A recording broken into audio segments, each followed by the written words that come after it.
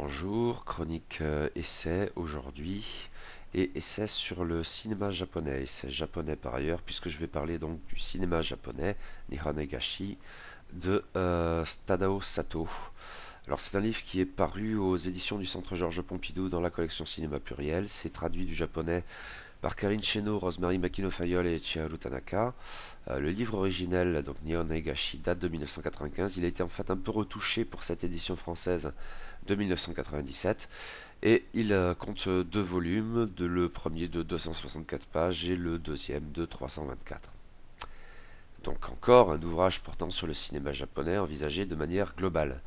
Mais un plus gros morceau que les précédents envisagés sur ce blog, dû à Donald Ritchie et bien plus bref à Max Tessier. C'est aussi à titre personnel une relecture. Je m'étais fait ces deux beaux volumes lors de ma première phase nippone, il y a de cela presque 15 ans. Mon souvenir était plutôt favorable, ce qu'a globalement confirmé cette relecture, même s'il me faudra apporter quelques nuances. Bon, il a de toute façon un atout indéniable. Ces deux volumes au format beau livre et d'un beau papier sont très abondamment et joliment illustrés. Alors en noir et blanc par contre.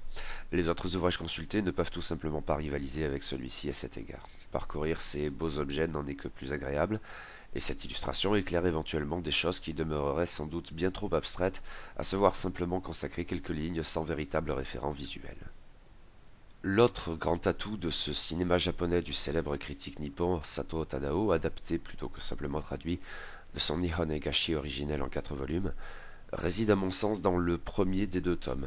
Après une introduction qui a un peu tendance à partir en vrille du fait d'un plan contestable, à travers qui ressurgit ça et là par la suite, nous avons droit à quelque chose comme 200 pages de développement sur le cinéma japonais de 1896 à 1945.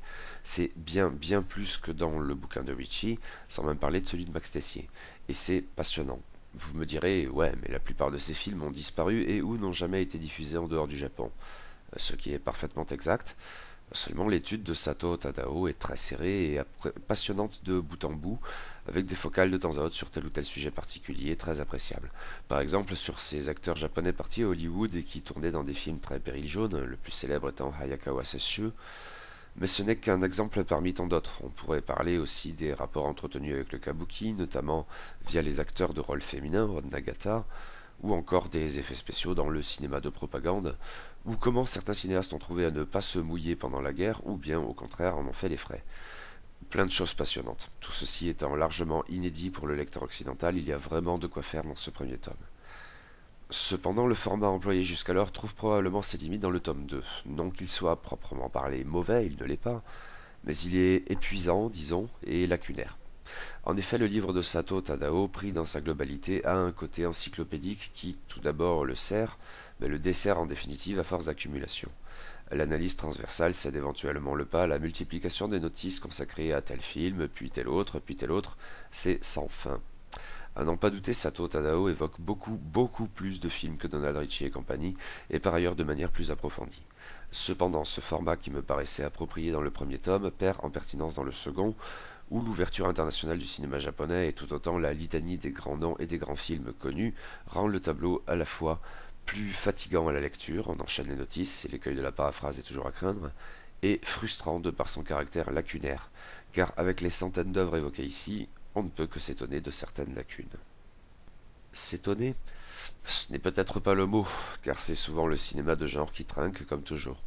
Non que Sato Tadao néglige globalement le cinéma populaire, certainement pas, et il ne se pince pas forcément le nez devant les succès commerciaux, le cas échéant.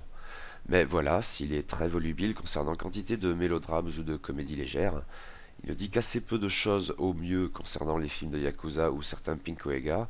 La surprise, s'il doit y en avoir une, c'est qu'il loue volontiers quelques romans porno, notamment. Encore moins, et là ça coince quand même concernant le Shambhala, quasiment rien du tout à propos du cinéma fantastique ou de science-fiction, comme d'hab, certes, mais c'est toujours un peu dommage tout de même. Et la multiplication des notices peut aussi par défaut souligner quelques absences dans un cinéma davantage tourné vers le prestige. En même temps, il y a comme un regrettable effet d'aplatissement, disons, au sens où films majeurs et curiosités très oubliables et éventuellement déjà oubliés sont traités exactement sur le même plan, fond et forme. Autant de limites de l'encyclopédisme qui promet éventuellement l'exhaustivité, une promesse impossible à tenir, a fortiori de manière juste et satisfaisante. Ajoutons un ultime défaut qui vaut pour les deux tomes, la traduction n'est pas toujours au top. 3 traductrices ont travaillé sur cet ouvrage en se répartissant les chapitres, et le niveau global est un peu inégal, avec un certain nombre d'imprécisions, sinon de pain à proprement parler, et régulièrement des termes techniques plus ou moins bien compris et des références plus ou moins bien relevées. Bon, rien de dramatique je suppose, mais j'ai tout de même eu l'impression d'un travail pas vraiment à la hauteur de la plastique de l'ouvrage, laquelle demeure son principal atout. Et je crois un atout suffisant, même dans ce deuxième tome qui m'a moins satisfait que le premier, lequel était davantage inédit et fouillé et enrichissant. Mais oui, globalement, ça vaut le coup. Probablement plus que les autres ouvrages consacrés au cinéma japonais dans son ensemble que j'ai pu lire, et ils n'étaient pas forcément tous mauvais.